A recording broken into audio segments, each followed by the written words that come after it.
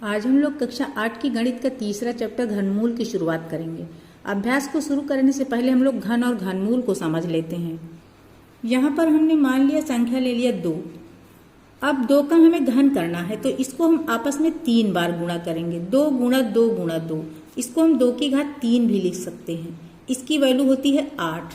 इसका मतलब है 2 का क्यूब या 2 का घन जो है वो होता है 2 की घात 3 या 8। 2 को हम 3 बार गुणा कर देंगे, 3 8 आ जाएगा। अब इसका घनमूल अगर निकालना है हमें 8 का घनमूल निकालेंगे तो हो जाएगा 2। एक दूसरे का उल्टा है ये। 2 का घन 8 और 8 का घनमूल 2 हो जाएगा। अगली संख्या को हम देखते हैं। मान लीजिए हमने 3 ले लिया, तो इसका जब हमें क्यूब करना है या इसका घन करना है तो आपस में हम 3 बार गुणा करेंगे। तो 3 3 9 3 27 हो गया।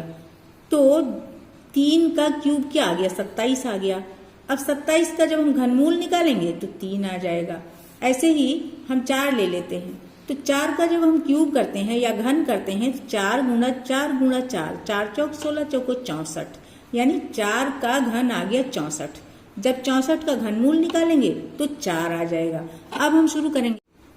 पहला प्रश्न है, निम्नलिखित संख्याओं के घन ज्ञात कीजिए। तो हम घन कैसे निकालेंगे? उस संख्या का आपस में 3 बार गुणा करके। पहले हमें 7 का घन करना है, तो 7 का घन यानी 7 का क्यूब क्या हो जाएगा? 7 गुणा 7 गुणा 7। इसका हमने आपस में गुणा कर लिया तो ये आ गया 343। अब सेकंड प्रश्न में हमें 12 का क्यूब करना है। 12 का क्यूब करना है तो हम क्या करेंगे? 12 को 3 बार आपस में गुणा करेंगे। कैलकुलेशन की सुविधा के लिए हम पहले शुरू के 2 का गुणा कर लेते हैं आपस में। 12 गुणा 12 144, फिर बाद वाले 12 का गुणा कर देते हैं तो ये आ गया 1728 के। अगला है हमें 17 का घन करना है, 17 का क्यूब करना है। तो इसको भी हमने 17 गुणा 17 3 बार करके सिंप्लीफाई कर लिया तो ये आ गया 4913 के बराबर। इसके बाद हमें 19 का क्यूब करना है, तो 19 गुणा 19 गुणा 19 किया। पहले शुरू के 2 19 का गुणा कर लिया 361, फिर इसको फिर 19 से गुणा कर दिया तो ये आ गया 6859 के बराबर। फिर हमें 21 का क्यूब ऐसे ही करना है, 3 बार 21 को गुणा करेंगे।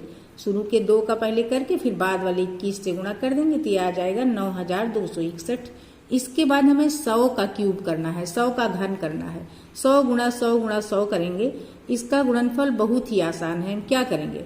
1 1 कम 1 1 कम 1, इनका गुणा कर लेंगे। कुल जीरो कितने हो गए? 6। 6 जीरो हमने यहाँ पे ये रख दिया तो ये आ गया 100 का क्यूब।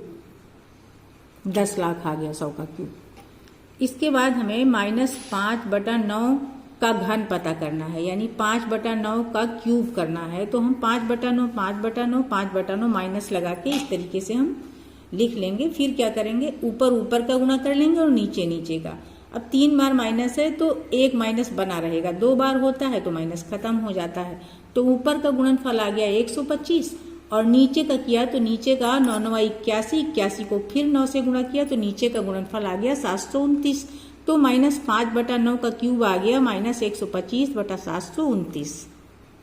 तीसरे प्रश्न में ये जो संख्याएं दी हुई हैं हमें चेक करना है कि इनमें कौन सी संख्याएं पूर्ण घन संख्याएं हैं। तो पूर्ण घन संख्याएं कौन सी हैं ये चेक करने के लिए हम क्या करेंगे? इन संख्याओं का बारी बारी से गुणनखंड करेंगे। आइए शुरू करते हैं। पहली संख्या है 64। हमने क्या किया? 64 के गुणनखंड कर लिए। गुणनखंड करने के बाद हमने देखा ये आ गया 64 का गुणनखंड आ गया 2 गुणा 2 गुणा 2, 6 बार 2 2 करके आया। तो हमें करना क्या है? अगर ये पूर्ण घन संख्या है तो इसके त्रिक बनाएंगे तो पूरे पूरे त्रिक बन जाएंगे। हमने ये त्रिक बनाया, पूरे पूरे त्रिक बन गए। इसका मतलब 64 जो है ये पूर्ण घन संख्या है। अब अगली संख्या हम देखते हैं। अगली संख्या है 216। 216 के हमने ये गुणनखंड कर लिए इस तरीके से और इनके त्रिक बनाए तो इसके त्रिक भी पूरे पूरे बन गए हैं। तो ये भी पूर्ण घन संख्या हो गई। इसके बाद है 243। 243 के जब हमने गुणनखंड किए और ये त्रिक बनाए तो इसके त्रिक नहीं बने, एक बार 3 कम पड़ रहा, इसका मतलब ये पूर्ण घन संख्या नहीं है। अब हमें 900 को चेक करना है कि ये पूर्ण घन संख्या है या नहीं। तो इसके भी हमें गुणनखंड ही करने हैं। गुणनखंड करने के बाद एक साथ लिख के हमें त्रिक बनाना है। तो यहाँ हम देख रहे हैं किसी का भी त्रिक नहीं बन रहा है, तो ये भी पूर्ण घन संख्या नहीं है। अब हम देखेंगे 1728 को। इसके भी हमें गुणनखंड करने हैं। गुणनखंड करते वक्त थोड़ा सा हमें ध्यान देना है। जैसे 216 है तो यहाँ पर थोड़ा सा बच्चों को ध्यान देना है कि 2 एकम 2, फिर 1 में पहाड़ा नहीं जा रहा तो 0 बार जरूर ले जाएं। यहाँ पर 108 जरूर लिखें। तो इस तरीके से सावधानी से गुणनखंड हमें कर लेने हैं। गुणनखंड करने के बाद एक साथ हमें पूरे गुणनखंड इस तरीके से लिख लेने हैं। अब हमें वही करना है, इसके त्रिक बनाना है। ये बन गया यहाँ तक, ये यहाँ तक और ये यहाँ तक। हमने देखा कि तीनों त्रिक एकदम बन गए हैं। तो 1728 पूर्ण घन संख्या है। अब हमें चेक करना है 1,06,480 पूर्ण घन संख्या है या नहीं। तो यहाँ पर हम देख रहे हैं ये 2 से डिविजिबल है, 2 से शुरू किया, इसके गुणनखंड इस तरीके से पूरे कर डाला और फिर इकट्ठे सारे गुणनखंड लिख लिए। अब हम त्रिक बनाते हैं। तो ये देखिए यहाँ तो ठीक है, लेकिन ना 2 का त्रिक है ना 5 का। बाद वाला तो बन रहा है लेकिन इन दोनों का नहीं बन रहा ना, इसलिए ये पूर्ण घन संख्या नहीं है। अब हम देखेंगे 3,63,000 को कि ये पूर्ण घन संख्या है या नहीं। उसी प्रोसेस से पूरे गुणनखंड कर लेंगे। गुणनखंड करने के बाद सारे गुणनखंड को एक साथ लिखना है। फिर हमें त्रिक बनाना है।